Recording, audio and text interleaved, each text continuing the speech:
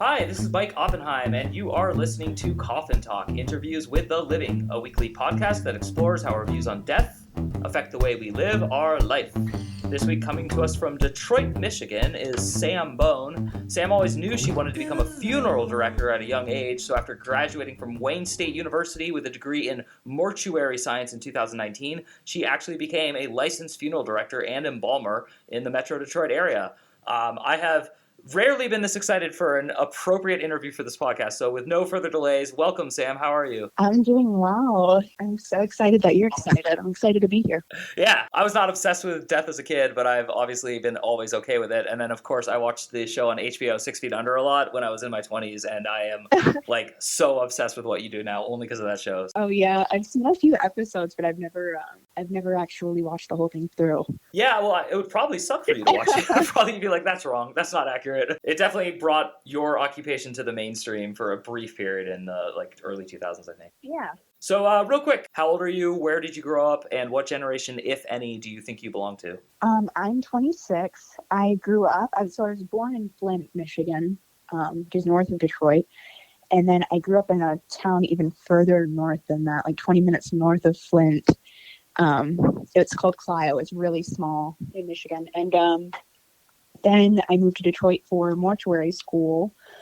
I was only there for a year, and I didn't really like living there just because there are no grocery stores, and I was lonely. So now I live in kind of the Metro Detroit area, and I work at a funeral home in the Metro Detroit area as well. It's nice. I like it here.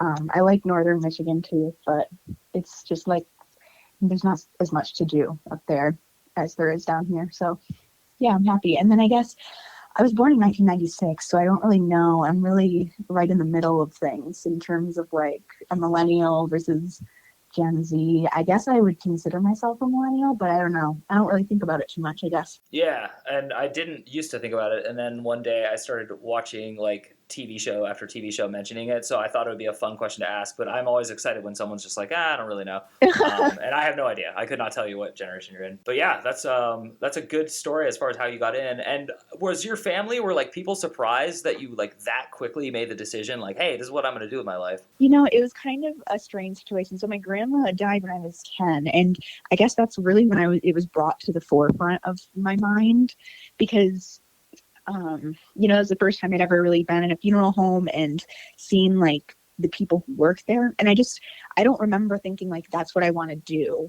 per se. I just remember thinking I just remember seeing them and really admiring what they were doing and thinking it's really cool that there are people that are here to do this because it must be hard. And it's hard for me. I can't imagine how hard it is for them to just be running around sweating in a suit.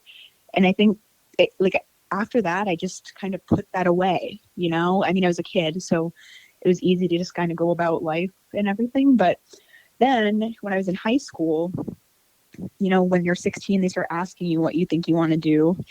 And that's really when it kind of resurfaced for me. I thought about it and it came back up. And I thought, you know what, that would be cool if I could maybe get into that. And then when I did go home and I told my parents, hey, what if I did this? They gave me the do you know what they do? Are you sure? And I was just yeah, I think so. Wow. That's really cool. With this interview, I was trying to think how can I pare down the 20 million questions I have. One of the reasons I have so many questions is I worked in hospice for many years. And so I was in the phase before your phase. And so very rarely I would go to a client. I shouldn't call them a client. That's a really weird way to refer to them. No, I know. I've said the same thing before and cringed so hard at myself. So I would go to their funerals. I never once spoke to the funeral director, except when they would tell me oh, you're speaking, you have to go over here or something, So it was so I actually don't have any familiarity with your role. So I think the first question I really want to ask you, because of the focus of this podcast, it's a weird one, but do people mostly grieve in one of a few different ways, or are there really a drastic difference between how people grieve in your perspective? Oh no, there's definitely, everyone is different, really. And of course, there's a lot of the things that I see, especially because of the demographic that of the area that I work in. I deal predominantly with, people who have been on hospice for a really long time. They've been sick for a long time, and they have really good support systems, really good families that love them and have loved them for a very long time. So the people that I deal with mostly, they grieve, but it's not the kind of like high scale grief that you see when someone really young dies, it's more of a celebration almost most of the time.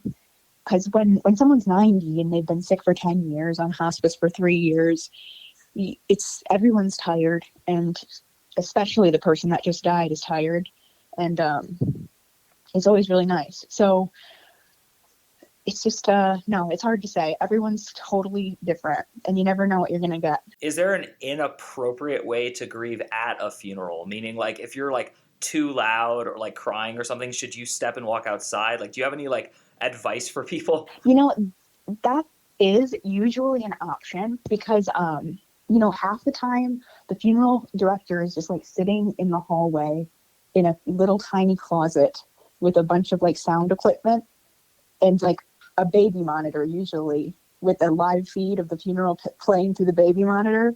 So really, if you walk out into the lobby during a funeral because you're crying too hard but still want to listen, just go find the funeral director, and they're usually listening. Wow, that's so cool. So just life hack. Yeah. It's always, I always do. I would, if I were crying really hard and weeping at a funeral, of course, I would step out. But that's just, I don't know. It's not about you, it's about everyone. It's not necessarily just about the person who died either. It's about everyone who's been impacted. That's really interesting. Could you kind of expand on that? Because I think that's very profound. Like, a funeral is not just about the person who died. Can you kind of elaborate on that? Yeah, it's not. And it's not just about the people who surround them either. It's about the whole experience, I think, really. One person dying has an impact on so many other people. And then the impact that it has on the people, I don't know, it just expands out. And you really see that a lot in funerals because everyone comes and they tell stories about how they met them. And it's just like this big net and this big web, and people who come see other people that they know who knew them. It's just very evident that we all have a very shared experience, and that's what it's all about. Have you ever, like, unfortunately had, like, a funeral where you felt really bad because, like, no one came and it was just, like, really awkward? I've had small funerals, none where it's just, like, no one came. Definitely not. But, yeah, there have been small ones. And the thing is, though, the ones with small funerals like that, the more intimate ones, you can tell, like, the love in the room is usually, like, palpable, honestly. Like, in those cases where, like, there are very few people, because everyone in those cases gets to share their story, because if you don't, it's kind of weird and awkward. Yeah, so I think everyone finds comfort in those kinds of gatherings, no matter how big they are. Cool. And then we all know that, like, you can go to a wedding and you can expect to hear, like, a really inappropriate best man or best woman speech. Have you ever witnessed, like, an inappropriate funeral speech? Yeah. Hey everyone, if you're a fan of the show, please head over to mikeyop.com and click the subscribe button. It's the best way to support us, and it's free.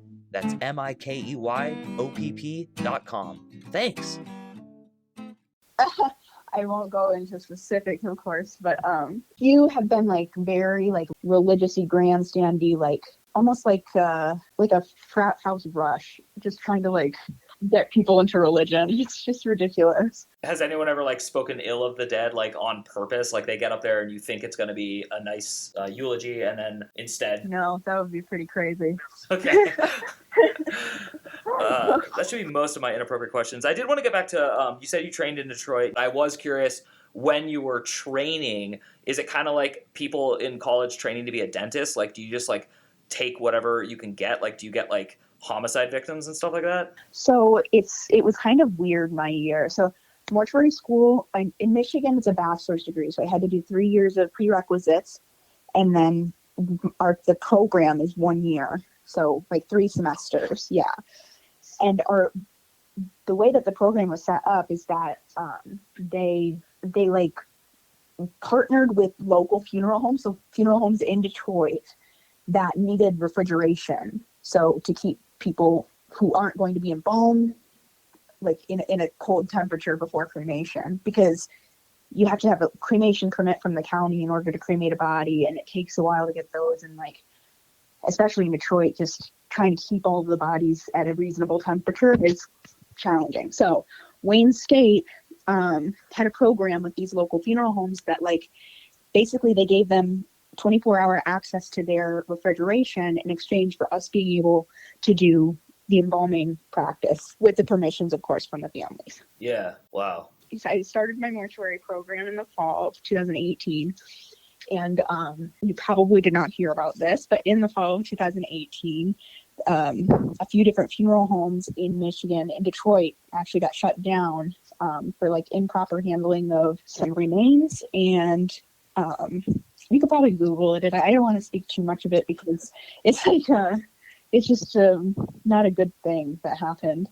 And one of the funeral homes that actually got shut down was one of the ones that was using our services, like the refrigeration services. So our embalming lab, I did 3 embalming labs at school, and then it got shut down. The lab did, and we didn't do embalmings anymore in the lab at school. The way that we got our embalming experience was by going out into like our clinical. They would put us at funeral homes to do our like clinicals, so we would get experience practically, like with local funeral homes and like funeral directors there. And then we had to embalm with them too. So that's how people in mortuary school started learning how to embalm. Instead of from an instructor in a lab setting, they were just doing it in a practical setting with funeral directors. Wow. Yeah, it was not good because like for me, it was fine because in Michigan, you can do your apprenticeship before mortuary school. You have the option of doing like a year-long apprenticeship before mortuary school or a 6-month apprenticeship after. And I had been embalming since I was 19, and I was at the time 22. So I had a lot of experience in that regard. And speaking of experience, was like the very first time pretty like easy, or is it one of those things where like there is a learning curve and when I say easy, I don't mean like you follow directions correctly. I mean like the psychology of seeing a real live dead body and then draining fluids from it and all the other stuff that goes into it. It is hard for sure.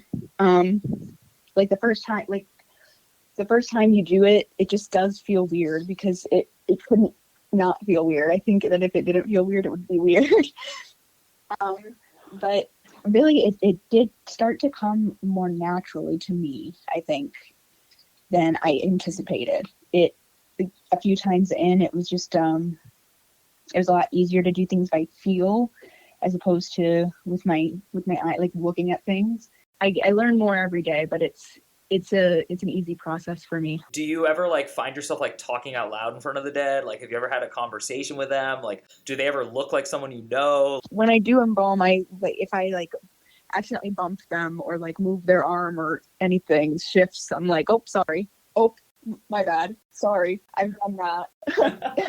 I mean, that makes sense to me. Would you embalm someone you love and like be the director of their funeral, or is that like a faux pas, no can do? I actually have. I embalmed my uncle with one of my professors. Actually, he unfortunately died of a drug overdose, and it was a real shock. And he ended up using the funeral home that I did my apprenticeship at, and my professor at the time, because I was in mortuary school when this happened, and my restorative arts professor offered to come with me, and he embalmed with me, and he actually didn't even charge. So it was really nice of him, and it was nice to be able to do that. Honestly, it was like a nice final act of something good that I could do for him, especially after not seeing him for a while. That's really sweet and endearing. I just like felt moved. So thank you. That was really special. And I think we're going to segue into the other side of this show, which is asking you what your philosophy on death is and how it affects life. But before we switch gears, like, because that's a pretty sudden shift for this kind of interview, I did want to know, this is crass and some people might think I'm a jerk for asking this as well, but funerals can be very expensive and a lot of people don't plan on them, and then they find themselves guiltily staring at like someone with a clipboard with all sorts of coffin options and other things. What would you suggest to people as far as like if you're in your 20s or 30s, like should you plan and set aside money for your own funeral? Is there like a budget or a number you think? And is it rude to like get the cheapest models at with the director? Can you just kind of walk us through the economic side of all that? Yeah, so the best probably thing to do is prearrange your funeral. And the reason I say that is just because in Michigan, at least, the prearrangement laws, we can't keep any of the funds that we take for prearrangement in our own account. We have to like purchase an insurance policy or put it in a trust until the person dies, and that kind of accumulates interest. And what it does, it like making your prearrangement and paying for it now guarantees the prices now. And so 10 years from now, if you pass away and the price for a cremation with a memorial service then is $2,000 higher, you wouldn't have to pay that $2,000 because you were guaranteed a rate much lower years before in your prearrangement. And then the funds that had been accumulating interest over the years, that difference is kind of what helps offset the cost of the funeral home to guarantee those prices. So my two-part question for you as we segue into the more metaphysical side of this interview is, one, what do you think happens to you when you die? You specifically, Sam Bone. And then two, as a corollary to that, what is your dream funeral for yourself? I don't know what happens when I die. I really don't. And I cannot find it in me to care too much. Cool. So yeah. I don't really think about it too much. As surprising as that sounds, I don't think about my death almost ever. I'm too busy thinking about everyone else's. Yeah. Would you prefer to be cremated? Do you imagine yourself in a coffin? Do you have any opinions on that kind of stuff? I don't either. I really to me, what I think that needs to happen to me when I die is that the people who love me get what they need. So if that's having me embalmed and put in a casket and laid out for all my high school bullies to come see and pretend they cared about me, so be it. I don't really feel that's necessary, but if they do, then let's do it. I just want to have closure for the people who need it. That's what I'm most concerned about, whatever my family needs. It's funny because I think closure is like the magical word for all that. And I think that is the whole point of funerals. I'm not a death historian. We have one coming up in a couple weeks. But I imagine, actually, by the time this airs, that will already have come out. But yeah, I imagine each culture has like a different practice, but they have to all be designed for closure. So do you ever think about like the dead bodies in front of you? Like, do you ever wonder like what's happening to them, or if like they have a soul and it's in that room with you or it already left? Do you ever think about any of that kind of stuff? I do sometimes. At first, it was more of like I would do something in the prep room and be like, oh man, thank God they can't feel that. And then my anxiety is like, how could you possibly know that, But these days, I think there are just like certain things that happen in the moment when you're with a dead body alone that make you think that, or make you feel that maybe they are their soul, their spirit, or whatever. I'm open to it. Yeah. Have you ever seen a dead body before it was like formally brought to you? Meaning, like, have you been at the site of a car accident, like any of that kind of stuff? And do you think that would affect you differently if you did? I don't know. I really don't. I guess the only way that I would be able to tell is being there, but it does always affect me when I go into someone's home, to go and get them from their home. That does play a role. It's kind of strange just to see how they, you go in and you see what they were just living and doing. This is kind of a dumb question because in hospice it was always different, but like when you get the bodies, do they already have like the eyes closed or do they ever have the eyes open? No, usually their eyes are open a little bit, and you die how you die. So if your eyes are closed, then yeah, they usually stay closed. But even if they do die with them closed, sometimes they just, you just relax. So if you're relaxed, it just happens. So do you ever like when you're alone in the room, do you shut their eyes or is it like not creepy? Well, the thing is, like, sometimes it's hard to get them to shut. Okay. You do it and then they come back open. So the way that we have to actually put these little like lenses in, and the lenses have these little like it looks just like a contact, except it has like these little ridges in it. And they were just kind of point down, and you put them in and they kind of latch on to the inside of the eyelid and pull it downward so that it closes the eye a little better. This is a bizarre question I didn't even think I was going to ask, but it just somehow came to mind. In mortuary school, did they train you for this / has this ever happened to you What if you get a body and then you suspect foul play and like you notice something? Has that ever happened, or do they talk about that? It's never happened to me, and they didn't really talk about it too much, but the way that things are vetted, especially in the county that I'm in Oakland County in Michigan, and Oakland County, they have things, they're very organized here, and it's in terms of mistakes, the medical examiner's office here, I don't think I would feel confident saying that would probably never happen to me. But I do know people who have received they received someone from the medical examiner's office, and in the like bag with the person was like a syringe. Oh God. Yeah. So like that kind of thing.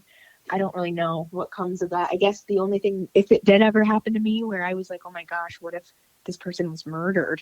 I probably would just call the medical examiner and be like, hey, do you think maybe, and see where it goes. But usually they, so like any case where someone dies at home, not under hospice, the medical examiner's office comes out and looks anyway to make sure everything's kosher before they call us.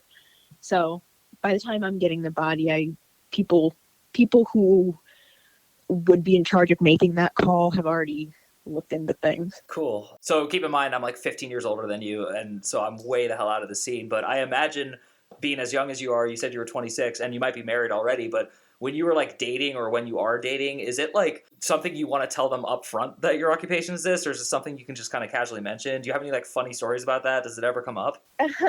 Yeah, well, I have dated funeral directors in the past, so that is pretty. I mean, if you do that, you back yourself into a corner because you really only ever talk about work because it's all you know. But whenever I have new friends or anything and I tell them I'm a funeral director, it's always like, no one ever believes me at first. I'm not sure why. And then, yeah, it's just, they always have the obvious questions. You embalm the bodies. Do they ever breathe? That kind of stuff. Wow. I like to end things on a really positive note. So what's like the most beautiful funeral you've ever directed? That's a good question. Oh my gosh, it's so hard. I wish, because like I want the answer to be perfect. Probably a man had died in a car accident, and the way that medical examiner's offices a lot of the times portray things to the family is they usually take a look at the remains, and of course the family wants to know if they're going to be able to see them for the last time. And sometimes when the people answering that question don't know what funeral directors necessarily can do in the terms of like restoring and like actually doing like cranial reconstruction and making it okay to view people who've had traumatic injuries, they like make things sound worse than they are, if that makes sense. So this family, they were told that it was going to be probably a closed casket by the people that they spoke with, and they came to us very upset. This was years ago. They couldn't even. He had 3 daughters that were my age and my sister's age, and like he had a wife that looked like my mom, and Yeah, it's just like one of those things where I'm sitting at the table with them, and it just feels like it's this could very easily be my family, So in those kinds of situations, I really kind of, I don't know, it's hard not to latch on, if that makes sense, and really want to do everything you can to make sure that they have the most positive experience they possibly can. So we were able to do like reconstruction. First of all, the guy was not even that bad. Like they never should have been told what they were told in the first place. And it was kind of sad that they were, because they didn't need to go through that. But he looked great, and it just was wonderful to be able to like see and give them that. And he had a great funeral, huge turnout, and I don't know, it's amazing to be able to provide that opportunity to people to see them one last time, especially in situations where the last time that they did see them, they had no idea that was going to be the last time. That is truly beautiful, and that's really awesome. And I really understand, because one hospice experience reminded me of that, and it was just like special to just like bond and kind of see yourself in these situations. And and that's kind of, I think the point of the show actually is to get people to start thinking about how death is not something to be feared. It's not something that we need to like worry about so much as it's something that is going to happen, and we're all connected. And so you started the interview by saying that, actually. So I always end the interviews by letting the guest have the floor. So whatever you want to say, it can be about life and death, it can be about funerals, it can be about anything you want, but you have the floor. Well, I would probably just like to use this time to say that it's important to get your affairs in order in terms of who is the one that's going to take care of your funeral. Especially if you're in like a relationship, a long-term one with a life partner that isn't your spouse. It's important to get that kind of thing worked out so that the person that you want in charge of making the final decisions about what happens to you is the person that's able to authorize everything after death, especially for cremation, because most of the time your next of kin has to sign and say it's okay. That's really good advice, and I want to be cremated, and I am married, but I'll definitely tell Alana that after this, just in case any part of her is confused. I definitely will.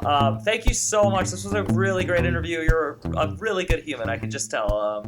I'm very glad that the greater area of Michigan, I'm glad that they have you there. And by the way, she's giving free funerals to anyone in the area. No, I'm kidding. But no, thank you again so much for coming on the show and helping us put another nail in the coffin. To everyone listening at home, as always, this has been another episode of Coffin Talk. You know where to find us, but just in case, go to MikeyOp.com and hit the big button podcast, and please, please, please subscribe. For everyone listening, we hope you enjoyed hearing Sam explain so many interesting things about the actual literal process of death and dying in America, and we will see you soon. Walking